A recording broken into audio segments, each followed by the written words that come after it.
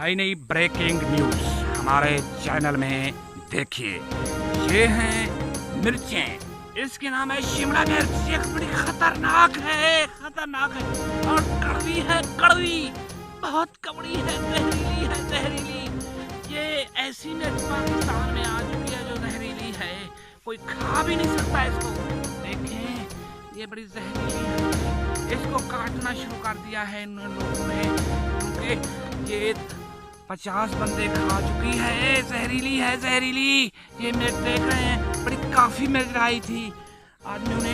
ये बड़ी जहरीली मिर्च थी, क्योंकि जहरीली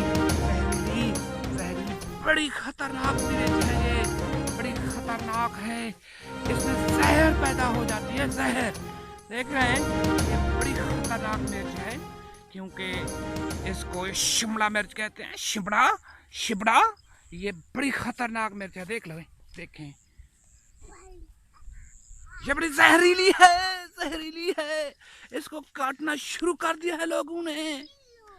हमारे चैनल को सब्सक्राइब कीजिए और कमेंट्स कीजिएगा और शेयर कीजिएगा और बटन को दबाइएगा, बेल आइकन के बटन को जरूर दबाना है। शुक्रिया।